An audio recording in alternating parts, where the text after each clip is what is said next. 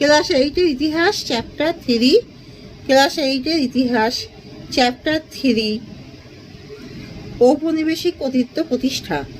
গুরুত্বপূর্ণ প্রশ্নের উত্তর তোমরা সবাই মন দিয়ে শোনো, লেখো, আর সবাই কিন্তু সাবস্ক্রাইবটা দিয়ে দাও মনে করে। 1800 খ্রিস্টাব্দে কলকাতায় ফোর্ট উইলিয়াম কলেজ প্রতিষ্ঠা হয়। এর প্রধান উদ্দেশ্য কী ছিল? সিভিল সার্ভেন্টদের প্রশিক্ষণ দেওয়া। সেন্ট জর্জ দুর্গ দেখা যায় কোথায়? মাদ্রাজে। ফোর্ট উইলিয়াম কলেজ প্রতিষ্ঠা করেন কে? Lord Wellesley. ইজারাদারি ব্যবস্থা প্রবর্তিত হয় 1772 খ্রিস্টাব্দে। সিভিল সার্ভিস ব্যবস্থা ভারতে প্রবর্তন করেন লর্ড কর্নওয়ালিস। কলকাতা বিশ্ববিদ্যালয় প্রতিষ্ঠিত হয় 1857 খ্রিস্টাব্দে। সুপ্রিম কোর্টের প্রথম প্রধান বিচারপতি ছিলেন কে? Sir Eliza Impey.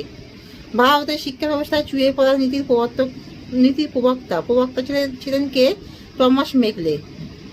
কলকাতা ভারতের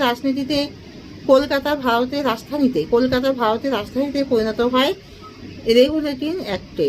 ওয়ারেন হেস্টিংস কলকাতা মাদ্রাসা প্রতিষ্ঠা করেন 1781 খ্রিস্টাব্দে।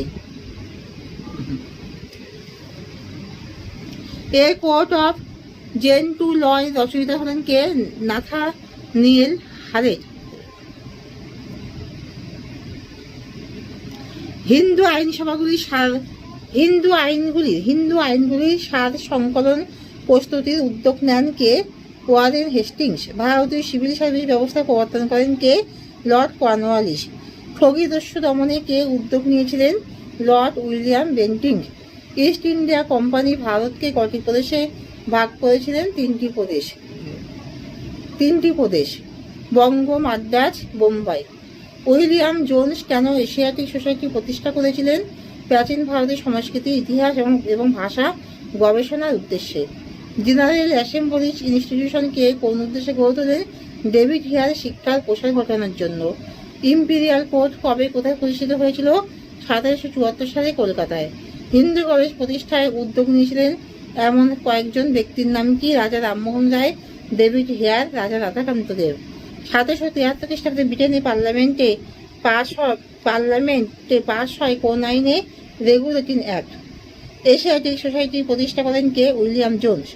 1854 খ্রিস্টাব্দে শিক্ষা সংক্রান্ত প্রতিবেদন পেশ করেন কে? Charles would. মেকলে শিক্ষা সংক্রান্ত প্রতিবেদন পেশ করেন কত খ্রিস্টাব্দে? 1835 খ্রিস্টাব্দে। পিটের ভারত শাসন আইন কেন গুরুত্বপূর্ণ? পিটের ভারত শাসন আইন গুরুত্বপূর্ণ কারণ এটি ভারতের প্রশাসনের উপর ব্রিটিশ সরকারের সরাসরি নিয়ন্ত্রণ প্রতিষ্ঠা করে। এটি